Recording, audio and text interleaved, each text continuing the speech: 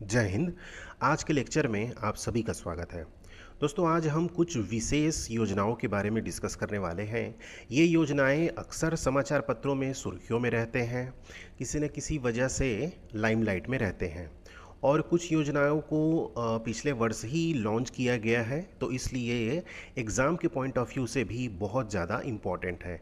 और बिल्कुल आपके कन्फ्यूज़न ना हो आपको पढ़ने में, इसलिए हमने इसमें जनजाति समूह के प्रमुख योजनाओं को, है ना, एकदम हाईलाइटेड योजनाओं को इसमें हमने स्थान दिया है, ताकि आपको पढ़ने में किसी प्रकार की कोई कन्फ्यूज़न ना हो। तो चलिए आज के सेशन की शुरुआत करते हैं हम पीएम जन मन, यानी कि प्रधानमंत्री जनजाति आदिवासी न्याय महाअभियान, जिसे पीएम जन मन भी बोलते हैं। कोशिश किया कीजिए कि जो जिस भी योजना में एक शॉर्ट नेम दिया रहता है, उस शॉर्ट नेम को आपको कम से कम याद रखना है, क्योंकि आदिवासी न्याय महाअभियान के माध्यम से पूछेगा तो आप इजीली बता सकते हैं कि यह जनजातीय आदिवासी से रिलेटेड है। लेकिन एग्ज़ाम में यदि पूछ लिया जाता है कि पीएम जन मन से पूछा जाएगा, तो आप कंफ्यूज हो जाएंगे और उसमें 3-4 ऑप्शन आपको कंफ्यूज करने के लिए दे दिए जाएंगे, है ना। तो इसलिए पीएम जनमन को आपको याद रखना है कि वह आदिवासी से रिलेटेड है। अब इसकी शुरुआत जो होती है बहुत ही रिसेंटली, देखिए 2023 में हुई है, मतलब बिल्कुल नया योजना है 15 नवंबर 2023 को। अब 15 नवंबर को हम हर साल क्या करते हैं, जनजाति गौरव दिवस के रूप में भी मनाते हैं। ये भी आपके एग्ज़ाम के पॉइंट ऑफ व्यू से बहुत ही इंपॉर्टेंट है। ऐसी योजनाओं को हाईलाइटेड जो डेट है, इसको आपको याद रखना है। फिर हम इसके उद्देश्य के बारे में जानते हैं। यह विशेष रूप से कमज़ोर जनजाति समूहों, यानी कि जिसे हम क्या बोलते हैं इंग्लिश में पीवीटीजी, यानी पर्टिकुलर वर्नरेबल ट्राइबल ग्रुप, जो बहुत वनरेबल है, ऐसे ग्रुप के लिए, जो कमज़ोर जनजाति समूहों की सामाजिक आर्थिक स्थिति में सुधार लाने के लिए इस योजना को क्या किया गया है, बनाया गया है। अब देखिए, इसमें एक कन्फ्यूज़न वाली बात है कि यह पीवीटीजी के लिए है, सभी आदिवासियों के लिए नहीं है, सभी जनजातियों के लिए नहीं है। इन जनजातियों में भी एक ऐसा वर्ग है जो विशेष रूप से कमज़ोर जनजाति समूह है, जिसे पीवीटीजी बोलते हैं, उनके लिए है पीएम जनमन। अच्छा, आपके लिए एक होमवर्क है कि छत्तीसगढ़ राज्य में कितने पीवीटीजी को चिन्हांकित किया गया है, ये आपके लिए एचडब्ल्यू है, इसे थोड़ा सा आपको देखना है। अच्छा, मंत्रालय कौन है, तो बिल्कुल जाहिर सी बात है जनजाति कार्य मंत्रालय, है ना। फिर केंद्र प्रायोजित योजना है, अर्थात इसमें केंद्र और राज्य सरकार दोनों का एक निश्चित अनुपात में क्या किया जाएगा, व्यय किया जाएगा। और ये अवधि है वर्ष 2023-24 से 2025-26 तक, यानी इसमें जब अवधि में एक फिक्स डेट डाल दिया जाता है ना, तो उसको क्या करते हैं, मिशन मोड में फिर गवर्नमेंट के द्वारा काम किया जाता है। अब ये सबसे ज़्यादा इम्पॉर्टेंट है कि इसके लाभार्थी कौन कौन है। देखिए, पूरे देश में सिर्फ 18 राज्य हैं और एक केंद्र शासित प्रदेश है जहाँ पे पीवीटीजीज पाए जाते हैं, और वो भी उनका टोटल कितना है, 75 पीवीटीजी के समुदाय हैं। ये बहुत ही ज़्यादा इम्पॉर्टेंट है दोस्तों, इसे आपको याद रखना है कि देश में सिर्फ 18 राज्यों में पीवीटीजी पाए जाते हैं, एक केंद्र शासित प्रदेश सिर्फ एक ही है, वो क्या है, अंडमान निकोबार द्वीप समूह, और दूसरा पूरे देश में यानी 18 राज्यों और एक केंद्र शासित प्रदेश को मिलाकर टोटल 75 पीवीटीजी समुदाय हैं। ये आपको याद रखना है, इस संख्या को याद रखना ही है। फिर इस योजना के माध्यम से किस क्षेत्र में काम करेंगे, तो यह एक हिसाब से अम्ब्रेला योजना है। समझिए कि इसमें एक किसी क्षेत्र में काम नहीं किया जाएगा, आपको किसी समुदाय का सामाजिक और आर्थिक उत्थान करना है, तो बहुत सारे सामाजिक योजनाएं बनती हैं, बहुत सारे आर्थिक योजनाएं बनती हैं, है ना। तो उनको सभी को समाहित किया गया है कि जैसे आवास पर काम करना, शिक्षा पर काम करना, पेयजल, पोषण, आजीविका और विद्युतीकरण सहित विभिन्न क्षेत्रों में क्या करना है, हमें काम करना है इस योजना के माध्यम से। तो ये आपको कुछ चीज़ें याद रखनी है और इसके शॉर्ट नेम को तो याद रखना ही है। फिर दूसरा आता है प्रधानमंत्री वन बंधु कल्याण योजना। ये भी जरूरी इसलिए होता है कि देखिए, वन बंधु कल्याण योजना कहते हैं तो कुछ थोड़ा सा आप कंफ्यूज हो सकते हैं कि यह किससे रिलेटेड है ना। लिख देगा भाई तेंदुपत्ता संग्राहकों से, है ना, जो संग्रहण करते हैं उनसे रिलेटेड है क्या, या चरण पादुका दिया जाता है उनसे रिलेटेड है क्या। तो ये स्पेसिफिक हमें क्या हो रहा है, समझ हमारी नहीं बन पा रही है, इसलिए थोड़ा सा इसको डिटेल में देखना है ना। तो इसकी शुरुआत कब होती है, वर्ष 2014 में, तो ये इसने भी अपने 10 वर्ष पूरे कर लिए हैं। मंत्रालय हो जाएगा जनजाति मामलों का मंत्रालय। अब इसमें क्या करना है, भारत में आदिवासी समुदायों को सशक्त बनाना है, क्योंकि उनकी ऐतिहासिक उपेक्षा को मान्यता देना है। बिल्कुल, क्योंकि जो भी उनकी उपेक्षाएं हुई हैं आदिवासियों की, एक तो ऐसे ही बहुत दुर्गम क्षेत्र में रहते हैं, वहाँ तक सरकार की पहुँच भी थोड़ी सी मुश्किल होती है ना। तो इसलिए उनका क्या करना है, सर्वांगीण विकास करना है, उनको सशक्त बनाना है। तो इसमें किन क्षेत्रों में काम किया जाएगा, देखिए, इसके अंतर्गत वन बंधु कल्याण योजना के अंतर्गत प्रधानमंत्री आदर्श ग्राम योजना जनजाति आबादी वाले 36,428 गांवों का विकास करना है। डेटा बहुत ज़्यादा आपको याद करने की ज़रूरत नहीं है, आप थीम समझिए, है ना, एक उद्देश्य समझिए कि इस योजना का उद्देश्य क्या है, वही समझ जाएंगे तो बहुत सारे क्वेश्चंस आपके इससे इजीली सॉल्व हो जाएंगे। और इसमें विशेष रूप से कमज़ोर जनजाति समूहों का क्या करना है, विकास करना है। अनुसंधान संस्थाओं को सहायता प्रदान करना है। हम क्या करते हैं, आदिवासी छात्रों को क्या करते हैं, छात्रवृत्ति प्रदान किया जाता है। पोस्ट मैट्रिक छात्रवृत्ति मतलब जितने भी स्कॉलरशिप प्रदान करेंगे वो इसके अंतर्गत आते हैं। परियोजना प्रबंधन इकाइयों के लिए प्रशासनिक सहायता, मतलब एक शब्द में आपको मैं कहूँ कि वन बंधु कल्याण योजना का आप उद्देश्य ही जान लेना, तो ये आपके लिए काफ़ी आसान हो जाएगा कि काफ़ी योजनाओं का सिर्फ उद्देश्य पूछा जाता है और किनसे संबंधित है वो पूछा जाता है। बस ये आपके माइंड में एक बार थोड़ा सा कॉपी हो जाए, इसलिए हम क्या कर रहे हैं, इनको थोड़े अच्छे से देख रहे हैं। फिर ये एक होता है, ये भी अभी रिसेंट की ही योजना है, प्रधानमंत्री आदि आदर्श ग्राम योजना। एक तो हम सांसद आदर्श ग्राम योजना तो देखते ही हैं, लेकिन आदि आदर्श ग्राम योजना यानी कि आदिवासी बहुल क्षेत्रों के जो गांव हैं उनको आदर्श बनाना है, उनको एक मॉडल विलेज बनाना है। तो इसकी शुरुआत कब होती है, वर्ष 21-22 में होती है, और इसकी अवधि कब तक रखी गई है, 21-22 से लेकर के 25-26 तक। अच्छा, पूर्व में इस योजना को हम जनजाति उप योजना के लिए विशेष केंद्रीय सहायता के नाम से जानते थे। अब इसका मंत्रालय कौन सा हो जाएगा, तो बिल्कुल आदि जुड़ गया, आदिवासी जुड़ गया, तो जनजाति कार्य मंत्रालय हो जाएगा। उद्देश्य क्या होगा, तो हमें जाहिर सी बात है ग्राम को क्या करना है, एक आदर्श ग्राम बनाना है। तो ग्राम के विकास के लिए हम क्या करेंगे, योजनाएं तैयार करेंगे, और उसमें सभी कंपोनेंट शामिल हो जाएंगे योजना के। स्वास्थ्य हो गई, शिक्षा हो गया, संपर्क कैसे बढ़ाना है, मतलब सड़क बुनियादी सुविधाएं जो होती है वो, आजीविका, उनकी आजीविका के लिए साधन उपलब्ध कराना। तो ये सभी फैक्टर्स जो है, कंपोनेंट है, वो सभी इसके अंतर्गत आ जाते हैं। अब इसमें किन क्षेत्रों में काम किया जाएगा, ये कि लक्ष्य गवर्नमेंट ने क्या क्या निर्धारित किए हैं। तो गवर्नमेंट ने इसे 8 प्रमुख क्षेत्रों में बांट लिया है कि हमें इन क्षेत्रों में काम करना है, जैसे सड़क संपर्क, दूर संचार कनेक्टिविटी, स्कूल, फिर आंगनबाड़ी केंद्र, स्वास्थ्य उपकेंद्र, पेयजल सुविधा, जल निकास और ठोस अपशिष्ट प्रबंधन। तो ये कुछ सेक्टर्स हैं जिनके माध्यम से हम गांव को आदर्श ग्राम बना सकते हैं। चलिए, अब ये बहुत ही ज़्यादा इम्पॉर्टेंट है, मोस्ट इम्पॉर्टेंट, 5 स्टार इसको टिक कर लेना है आपको। और इसका जो भी पीडीएफ है वो हमारे Telegram channel NIA study hub पर अवेलेबल रहेगा आपके वीडियो के देखने के तुरंत बाद, है ना। तो धरती आबा जनजाति ग्राम उत्कर्ष अभियान, अब ये क्या अभियान है, इसे हम थोड़ा सा समझते हैं। देखिए, इसका पूर्व में नाम था प्रधानमंत्री जनजाति उन्नत ग्राम अभियान, यानी कि PM जुगा, इसका पहले नाम था। अब क्या हो गया, ये द जुगवा हो गया, है ना, द जुगुआ, मतलब खैर ये तो प्रोनाउंसिएशन हमें अच्छे से नहीं बन रहा है, लेकिन अब इसका नाम हो गया है धरती आबा जनजाति ग्राम उत्कर्ष अभियान। पूर्व में नाम इसका ये था, ठीक है। अब इसमें धरती आबा का क्या मतलब है, क्योंकि इससे थोड़ा सा कॉन्सेप्ट हमारा क्लियर नहीं हो रहा है। धरती आबा वर्ड का यूज़ किया जाता है झारखंड में बिरसा मुंडा के लिए, है ना। बिरसा मुंडा जी को क्या माना जाता है, भगवान बिरसा मुंडा की उनको उपाधि दी गई है।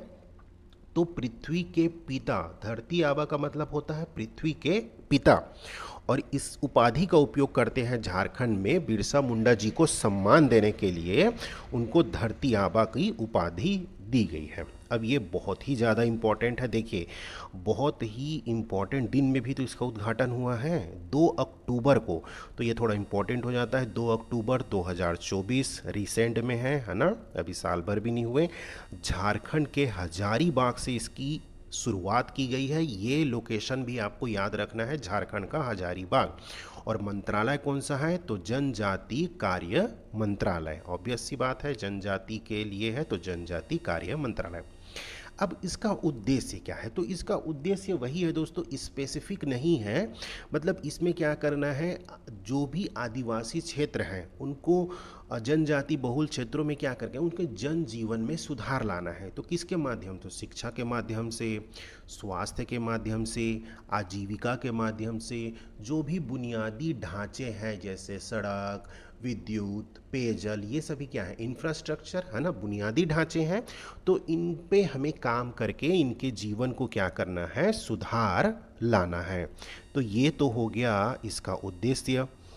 फोकस क्षेत्र कौन कौन से होंगे, इसमें फोकस क्षेत्र होंगे जनजाति बहुल गांव और आकांक्षी जिलों में जनजाति परिवारों के कल्याण के लिए क्या करना है, हमें योजना बनाना है।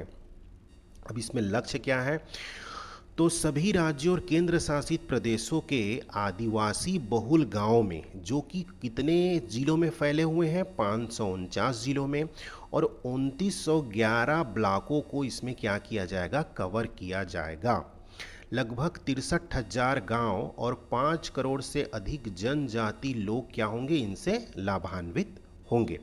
और इसमें देखिए स्पेसिफिक कोई एक प्रकार का कार्यक्रम नहीं चलाया जाएगा। इसमें क्या है, लगभग 17 मंत्रालय इसमें काम करेंगे, है ना, लगभग 17 मंत्रालय काम करेंगे और अगले 5 वर्षों तक वह योजना बनाएंगे और कार्य को करेंगे। तो स्पेसिफिक कोई काम इसमें नहीं है, बल्कि सभी प्रकार के इसमें काम किए जाएंगे ताकि उनके जीवन को बेहतर बनाया जा सके। जैसे वही हमने देखा अभी, पक्का मकान दिया जाएगा, तो उसमें क्या किया जाएगा, प्रधानमंत्री आवास योजना से उनके लिए मकान बना दिए जाएंगे ग्रामीण क्षेत्रों के लिए, है ना। तो प्रधानमंत्री आवास योजना ग्रामीण। फिर शिक्षा के लिए काम किया जाएगा, स्वास्थ्य के लिए काम किया जाएगा, आयुष्मान योजना है उनको और बेहतर तरीके से उनको प्रदान किया जाए। सड़क, प्रधानमंत्री ग्राम सड़क योजना। पेयजल आ गया तो जल जीवन मिशन हो गया। प्रशिक्षण, तो प्रधानमंत्री कौशल विकास जो चलाए जाते हैं कार्यक्रम वो आ गए। और गांव के बुनियादी ढांचे पर क्या किया जाएगा, इसमें कार्य किया जाएगा। तो ये तो इसके कार्य क्षेत्र हो गए। फिर इसके अंतर्गत मुख्य रूप से क्या क्या किया जाना है, तो देखिए जनजातीय गृह प्रवास यानी कि होम स्टे। अच्छा, होम स्टे वर्ड आजकल बहुत ज़्यादा चर्चा में बना हुआ है। अभी आप लोगों ने देखा कि पहलगाम अटैक के बाद बहुत सारे जो होम स्टे चलाने वाले लोगों ने कहा कि भाई अब पर्यटक नहीं आ रहे हैं तो हमारा गुजारा कैसे होगा। तो होम स्टे का मतलब क्या होता है कि ऐसे घर में आपके पास कुछ अतिरिक्त रूम है, उसे आप क्या करते हैं, किराए में देते हैं जो पर्यटक आते हैं उनके लिए, है ना। अब भाई गांव वगैरह में तो होटल वगैरह मिलेंगे नहीं, है ना। जैसे आप उत्तराखंड चले जाइए या शिमला चले जाइए, तो जो पहाड़ों के किनारे जो पर्यटन केंद्र है वहाँ पे आपको कोई बहुत अच्छे होटल वगैरह तो मिलेंगे नहीं। तो आजकल क्या कर रहे हैं लोग, अपने यहाँ 2-4 कमरे बनाकर उसे पर्यटकों को रहने के लिए देते हैं एज अ होटल की जैसे, है ना। तो उसको क्या कहते हैं हम, घर जैसे रहने की सुविधा, इसीलिए क्या कहलाता है यह होम स्टे। तो ये कॉन्सेप्ट आपका क्लियर। फिर वन अधिकार का पट्टा दिया जाएगा इनको, है ना। वन जो रहते हैं उनको उसमें पट्टा दिया जाएगा कि इस क्षेत्र के अधिकार आपको है, इस एरिया में आप फसल उगाइए, कुछ भी करिए, अपने दैनिक जीवन की आवश्यकताओं को पूरा करने के लिए या फसल लगाने के लिए आप क्या कर सकते हैं, उस ज़मीन का उपयोग करते हैं। इसलिए उनको क्या किया जाता है, वन का अधिकार पट्टा दे दिया जाएगा। फिर सिकल सेल रोग का निदान। तो सिकल सेल आपने देखा कि बहुत ज़्यादा अनुवांशिक बीमारी है, एक है ना, जेनेटिक रोग है, डिसीज़ है। तो इसमें क्या होता है, ज़्यादातर हमारे आदिवासी क्षेत्रों में, जनजाति क्षेत्रों में सिकल सेल की बीमारियां होती है, खासकर बहनों को, है ना, लड़कियों को। तो उनको निजात दिलाने के लिए इस पर काम किया जाएगा। फिर विपणन की एक समस्या आती है, मार्केटिंग की एक समस्या आती है जनजाति, क्योंकि वो अच्छे अच्छे प्रोडक्ट तो बनाते हैं लेकिन उनका क्या है, शहरों तक रीच नहीं है ना। तो उनको बढ़ाने के लिए मार्केटिंग पर ट्राइफेड क्या करता है, ट्राइफेड हमने डिस्कस किया था, आपने सोचो कहाँ डिस्कस किया था, है ना। तो ट्राइफेड क्या करता है, इन सब चीज़ों को उनकी मार्केटिंग करता है, ठीक है। फिर क्या करना है, आदिवासी जो विद्यालयों हैं उसमें क्या करना है, सुधार करना है, और जो हॉस्टल्स बनाए जाएंगे उसमें सुधार करना है। तो ये कुछ इसके क्या है, धरती आबा के कुछ अंतर्गत काम किए जाएंगे। उसके बाद हम आगे बढ़ते हैं और अब देखते हैं, ये भी बहुत इम्पोर्टेंट है, प्रधानमंत्री अनुसूचित जाति अभ्युदय योजना।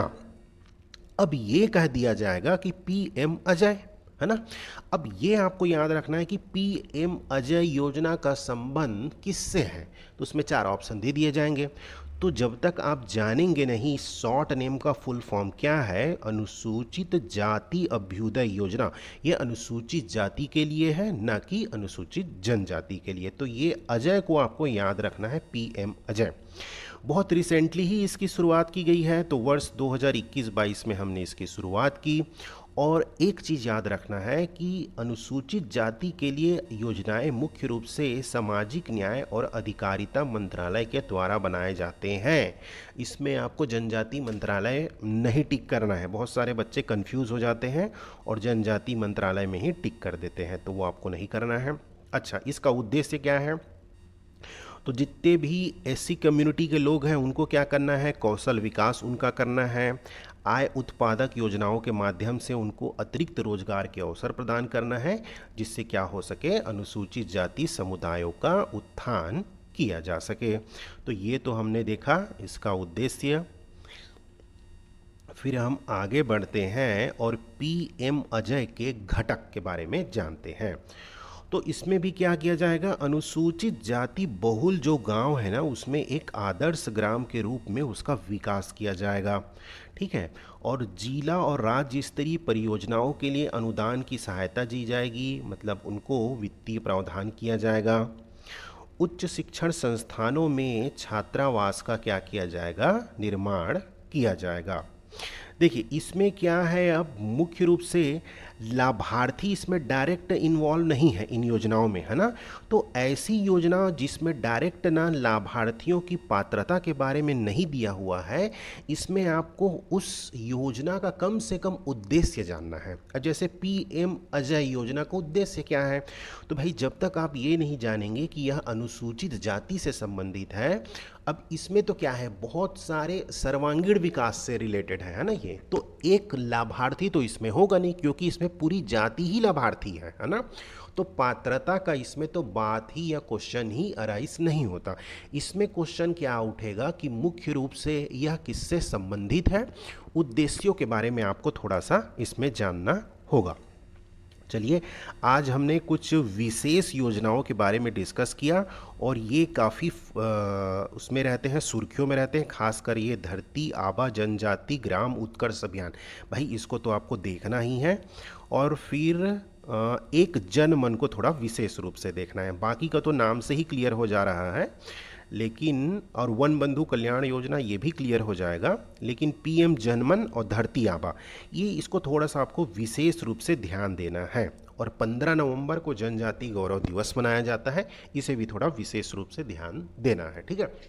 फिर हम क्या करेंगे, कोशिश करेंगे 31 मई तक पूरे जितने भी योजनाएं हैं प्रमुख जो रिसेंट अभी एग्ज़ाम के पॉइंट ऑफ व्यू से बहुत ही ज़रूरी है या अभी 2-3 सालों में जिसे लॉन्च किया गया है, उन सभी योजनाओं को अलग अलग सेक्टर वाइज हम क्या करेंगे, उससे हम तैयार करेंगे। और मेरा आपसे रिक्वेस्ट होगा कि जैसे आपका एग्ज़ाम उसके बाद 15 दिन बाद आपका एग्ज़ाम हो जाएगा, 31 मई तक जितना नया पढ़ना है आप पढ़िए। 31 मई के बाद कुछ भी नया मत पढ़िए, सिर्फ रिवीजन करिए, क्योंकि पढ़ने में बहुत अच्छा लगता है लेकिन माइंड में बैठाना बहुत ही मुश्किल है। और एग्ज़ाम हॉल में आपको हर चीज़ों को अपने माइंड में बैठा के लेके जाना होगा, तो it is a very tough situation. तो मैं आपको यही सजेस्ट करूंगा कि आप क्या करिए, 31 मई तक जितना नया हो सकता है पढ़िए। 31 मई के बाद अपने एग्ज़ाम तक सिर्फ रिवीजन कीजिए, एमसीक्यूज़ लगाइए और अपने माइंड में रिकॉल करने की कोशिश कीजिए। बस दैट्स इनफ, इतना आपके लिए पर्याप्त है।